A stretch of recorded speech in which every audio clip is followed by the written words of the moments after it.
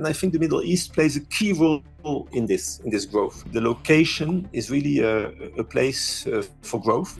So that's why we're fully committed to the region and especially, of course, to the kingdom. We expect there is a demand for about 43,000 new aircraft. A20 is the target. The company is geared up to deliver around 820. Wouter van Brush, Executive Vice President International of Airbus. Welcome to CNN Business Arabic. I want to first start by asking you, so Airbus recently revised its 20-year demand forecast upwards, supported by Asia-Middle East connectivity. At the same time, the A320 family has become the most delivered jetliner ever. How are you planning to sustain this momentum? So as you mentioned it, we issued our global market forecast. This is something we do every year. And we look at the demand for new aircraft in the coming 20 years.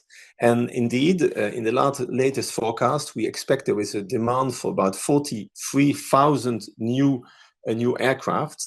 And of course, Airbus is in a good position to deliver this.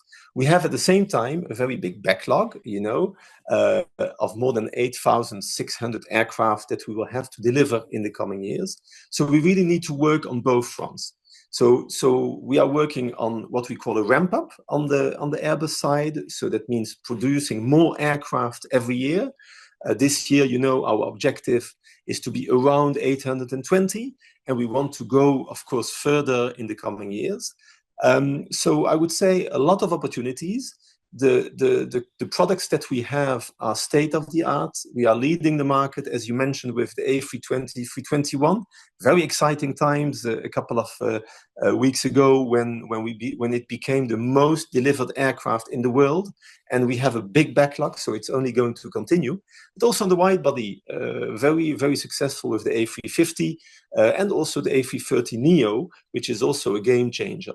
So I think a very positive market, a very strong outlook. And now it's up to us to deliver. For this, we need the supply chain, which is very important because, we have a lot of sub-suppliers on all of our aircraft. So we're working very closely with all our suppliers to grow also on their side in order to be able to deliver and to, of course, win more orders in the future.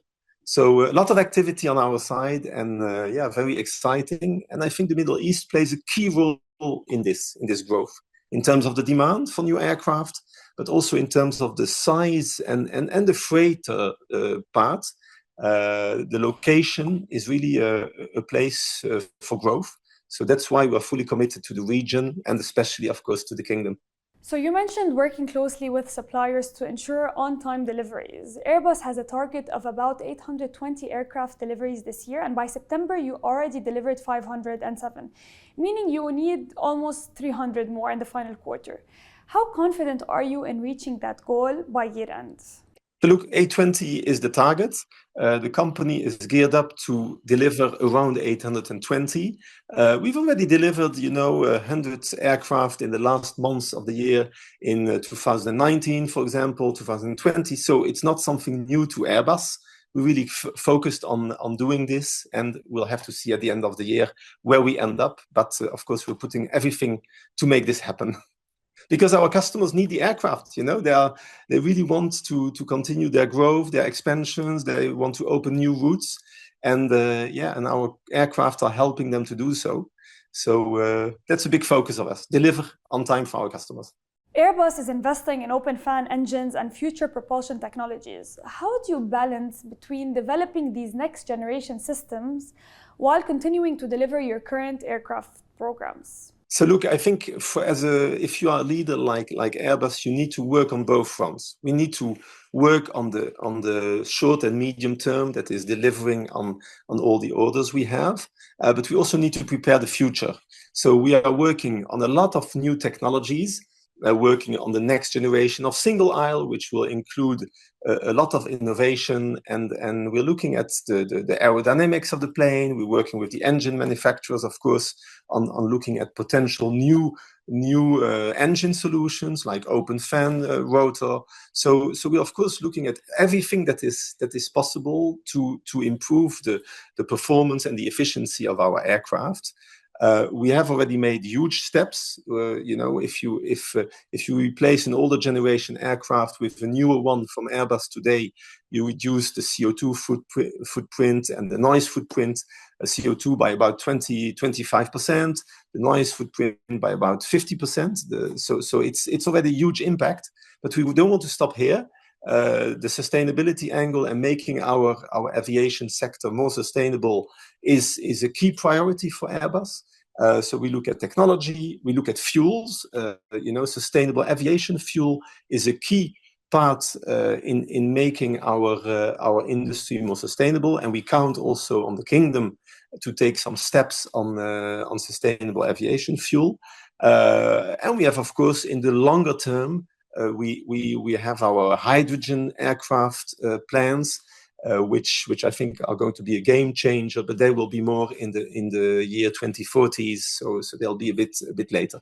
So as you can see, a lot of different topics that we're working on, we are doing this full speed. We spend a lot of money in R&D, close to 3 billion every year, in order to build and define what are the projects of the future. So both activities are very high on our agenda. Wouter, as FII is wrapping up, can you walk us through Airbus's current footprint in Saudi Arabia and your investment plans in the Kingdom? Saudi Arabia is a very important country for Airbus. It's actually one of our top priority countries in the world. We've been there for a long time. We have more than 400 employees, 27 years of presence. And we have, of course, many of our products, the commercial aircraft, but also the military aircraft, helicopters, satellites are being used today in Saudi Arabia. And we are really keen to continue to grow this.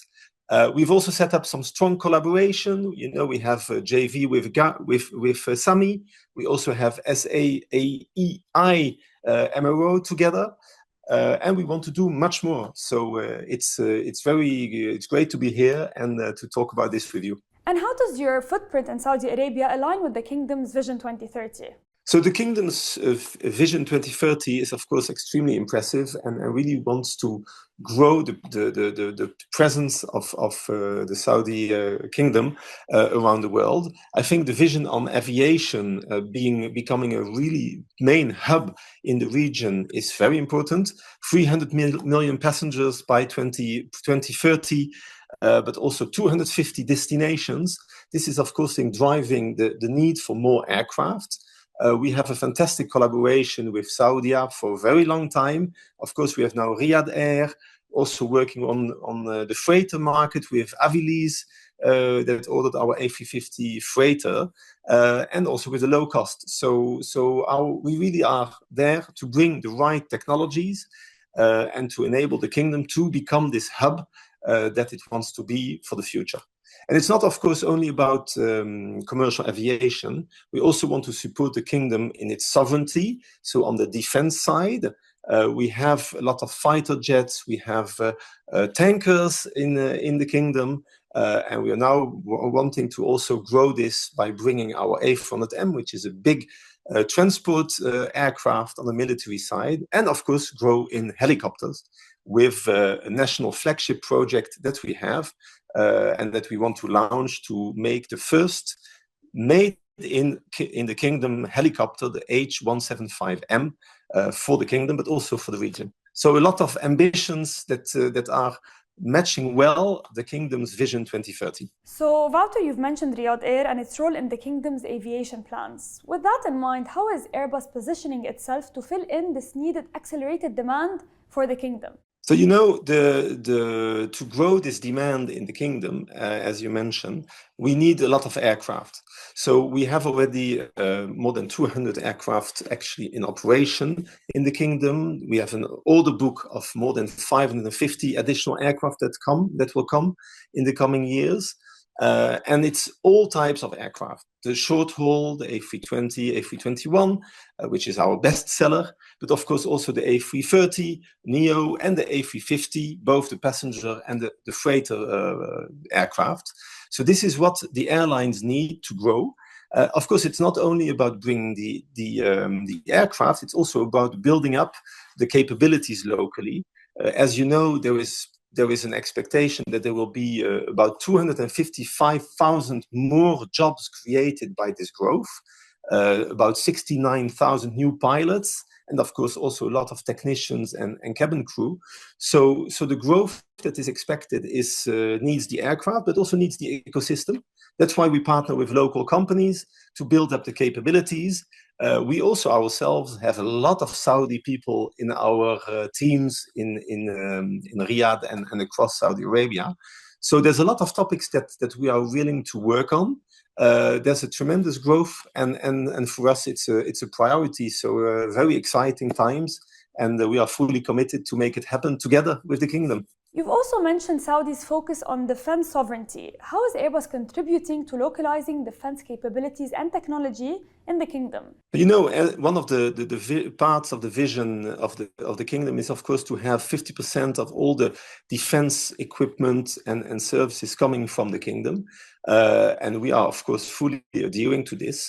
As I mentioned, we have a very strong footprint, a lot of Eurofighter, the fighter jets, the tankers from Airbus, but also on the satellite side, the Earth observation, communication. Most of our products are actually dual use, so that's quite interesting to know. So it's being used, of course, on the public market, but also for the military side. So there's a lot of things happening.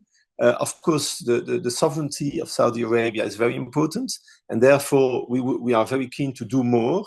But as I also would like to mention, it's our national flagship program, which is bringing a military helicopter, the H-175, to the country, and doing this in Saudi Arabia, which would be a fantastic opportunity. So I would say a lot of things happening, strong commitment from Airbus to do it together with the kingdom. So Wouter, thank you so much for being with us on CNN Business Arabic.